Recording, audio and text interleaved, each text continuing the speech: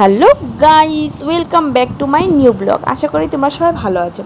আজকে চলে আসছি মাকে দর্শন করতে। তা এটা ভাবছো কোন মন্দির? এটা হলো নবদ্বীপে মা পূর্বতারার মন্দির। তো এখানে মাকে দর্শন করে এখানে বাজার করতে চলে আসছি।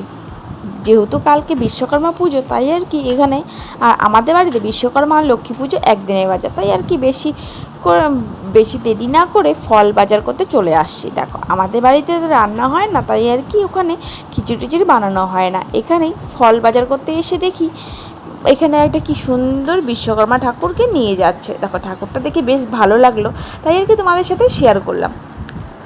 এইভাবে বাবা বিশ্বকর্মাকে নিয়ে যাচ্ছে, এর মধ্যে ফল বাজারটাও আমাদের শেষ। তাই আর কি বাজার থেকে চলে যাওয়ার পর পরের দিন সকাল সকাল ঘুম থেকে উঠে দেখো এখানে বাসনগুলো আমি একদিন আগেই ধুয়ে রেখেছিলাম, কারণ আগের দিন যদি না ধুয়ে রাখা হয় পরের দিন আর ধোয়া হয় না পুজোর দিন।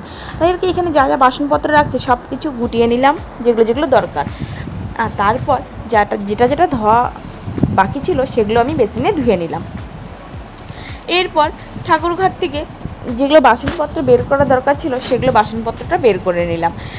যাবতীয় যা যা জিনিস লাগবে সব কিছু বের করে নিলাম, কারণ সব বাসন তো আর দরকার হয় না, তাই যেগুলো লাগবে না সেগুলো ঢুকিয়ে রাখলাম আবার। তারপর এখান থেকে দুটো আসন বের করে এখানে দুটো জলচকি বের করে রেখেছি। এখানে দুটো জলচকির মধ্যে দুটো আসন বিছিয়ে দেবো। হ্যাঁ, এই আসনগুলো যে দেখতে পাচ্ছ, এই আসনগুলো আমি আমার নিজের হাতে বানিয়েছি। কেমন হয়েছে কমেন্টে জানাবা। তারপর এই দুটো জলচকিতে বিছিয়ে বারবার করে দেখছি যে কোনটাতে বেশি ভালো লাগছে, কোন আসনটা।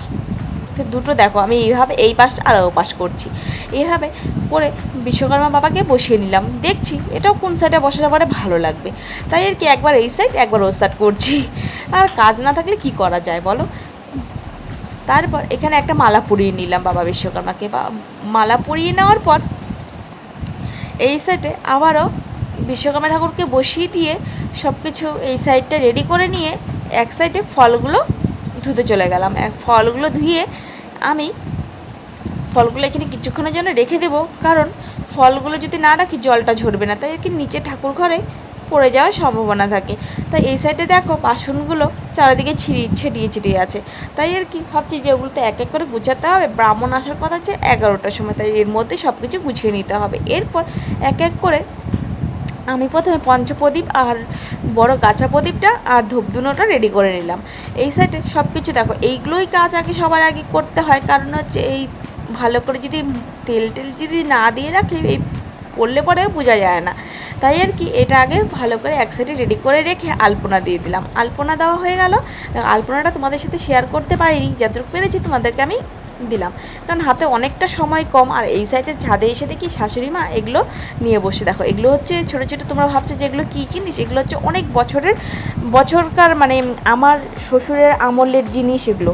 তাই আর কি এখানে খুব যত্ন করে রেখেছে অনেক দিনে, যেহেতু পুরনো ধান কলসি, তারপরে হচ্ছে এখানে শাঁকা নোয়া অনেক কিছু আছে।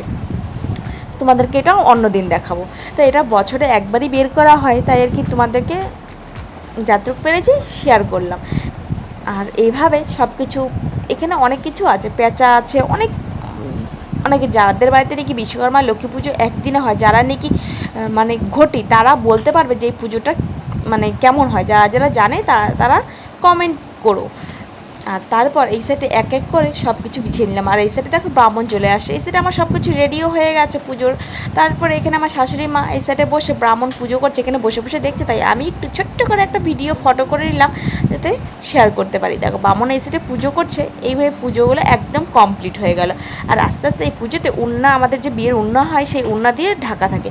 তো বন্ধুরা দেখো আমার এই ভিডিওটা যদি ভালো লেগে থাকে প্লিজ লাইক কমেন্ট শেয়ার করো। আর যাদের বাড়িতে এই পুজো হয় তারা একটু অবশ্যই কমেন্ট করবে। বাই বাই, টাটা, দেখা হচ্ছে নেক্সট ভিডিওতে।